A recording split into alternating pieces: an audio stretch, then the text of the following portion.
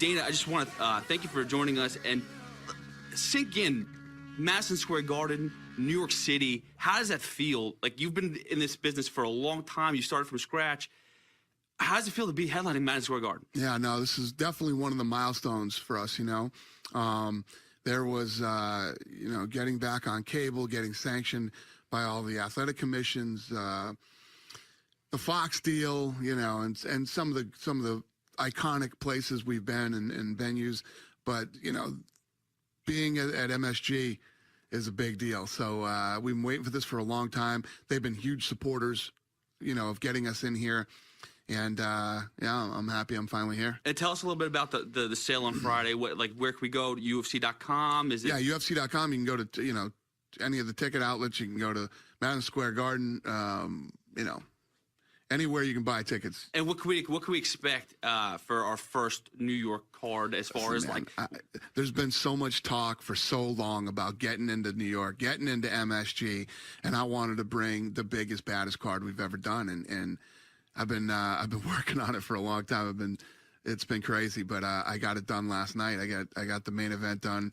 Conor McGregor, the 145-pound champion, will take on Eddie Alvarez, the 155-pound champion. Carolina and Joanna Jędrzejczyk, which storyline between these two, both Polish. There's a huge promotion in Poland, and Carolina was seen as the toughest girl in Poland. Get the pierogies. And it drove Joanna, the gangster, Jędrzejczyk, crazy. She asked me to sign this girl, bring her in. She works her way up,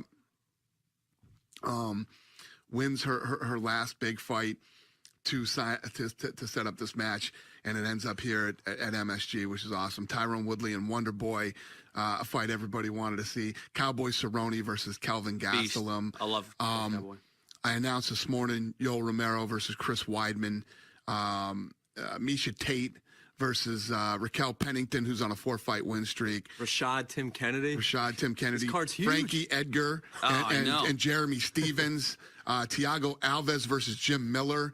The list just goes on and on. The sickest card we've ever done. It's bigger than 100. It's bigger than 200. It's bigger than 202. It's bigger than 196. It's the biggest card we've ever done. Now, could I ask you a question? I want to know why. I mean, this has been a goal of yours for a while to get at Madison Square Garden. What took so long? So my partners, the Fertitta brothers, own the 4th largest gaming company in the city of Vegas, and they're non-union. So the Las Vegas Culinary Union had so much clout in New York. That's how they kept us out of New York. Are you serious? Yeah. Wow. And it was in '95. Is that correct? Here? Well, no, I think it was in Buffalo. Buffalo was the last. Yeah. Man. It's freaking huge. I can't believe that people will be able to get hit legally in New York finally, with having the UFC at MSG. Again, November 12th, Saturday night.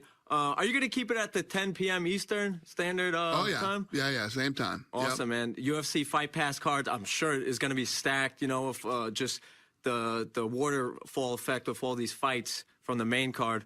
But my question to you, Dana, again, tickets on sale Friday, September 30th. Get them, UFC.com.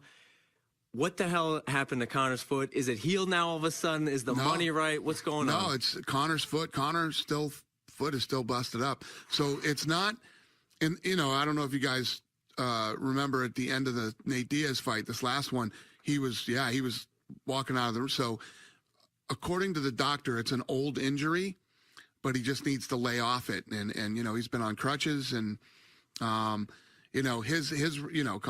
Conor's response to me was, I said, listen, you're not a doctor. And he said, let me tell you what, I know my body better than you know my body. So I like it. I can't argue with that. And you know what? That's the thing about Conor McGregor.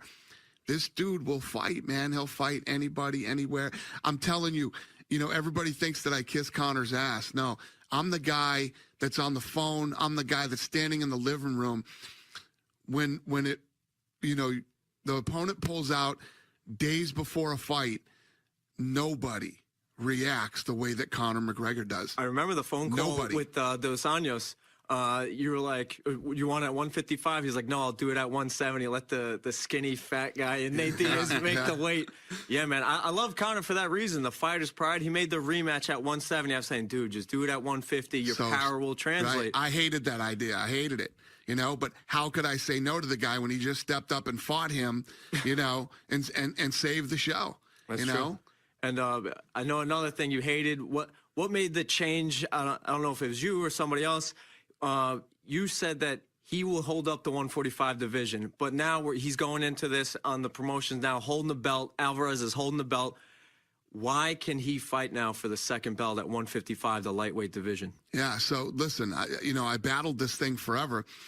It's not only is it not fair to Jose Aldo, it's not fair to Khabib. It's and Max Holloway, and so believe me, I battled with this thing. But there are, how can I say this? There are other circumstances involved in this that will be played out after the fight. I love the teaser. There's a trickle-down effect. I promise. No, it's completely, it's something complete mine, and I'll let Conor announce it when he's ready to. Okay. All right. Cool. And just again, stick with Conor for another moment. I mean, the guy has basically come through the rankings. He's fought everybody, and he's dominated. The Diaz was the first challenge that we saw where it was like, oh, okay, this guy can be stopped. And you saw the way he was able to handle Diaz that second fight. Is it incredible that he's a talker, but he walks the walk? He does. He does. And now, obviously it drives me crazy when people say he talked his way into anything. The guy has fought his way into everything, and call the shot too. Yeah, that's it. And he backs up everything he says. It's the Babe Ruth. It's awesome, man. He really is. He's an incredible. He's an incredibly talented guy. We're looking forward to the fight on UFC 205. It's incredible. I want to get back to something with you personally, because the company just changed ownerships. You were part of that. I mean, the Fertittas made a lot of money off of it. You made a lot of money off of it as well. Was there ever a question of you leaving the company at all? You Never. were always sticking around. Okay. Yeah. So obviously, when you do a deal like this, there's a deal, and you have to sign a deal. I signed a 5-year deal. I would have signed a 55-year deal. I'm not going anywhere. Yeah, I love it. This is what I love to do. I was a little emotional. I had a rough couple weeks, in the middle during the sale. People always roll their eyes at me when I say this, but it's the absolute truth. I've never been in this for the money, and before we sold, I had money. I was making money anyway. You know what I mean? Obviously, I have stupid money now, but it just, I don't know. I was never in this for the money. What's the hardest part when a sale like that's going on? Because there were so many rumors that it's gonna happen. That's the hardest part. The rumors, everybody feels like they got to jump in and get a scoop, and they don't realize what they're doing to your business internally while this thing's going on. This thing that we've built. We've worked really hard, and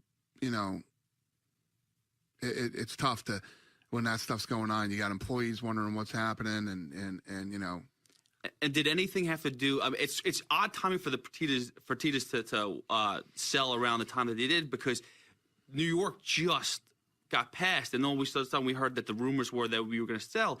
It's like, didn't you want to stick around for it? But it was just kind of the timing just worked out that way. Nothing had anything to do with the other. I'm going to tell you this, man. When I've been with the Fertittas for 20 years. They're like my brothers. I love those guys. And when we were going through this whole thing, I was like, because I'm not ready to go.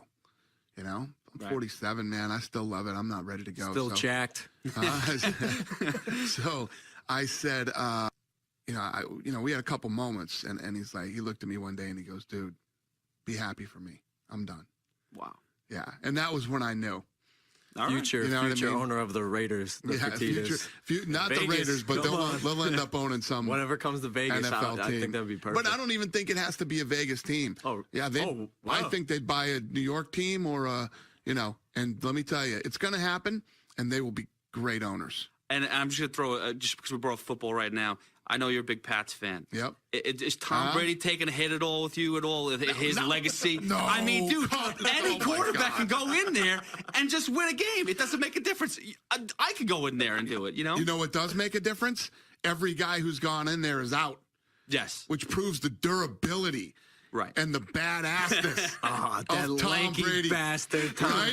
Brady. 37 years old. He's Gumby. This dude's in there. He plays the entire season. He gets hurt. He's still in there. He's durable. He's badass. And he's one of the greatest quarterbacks.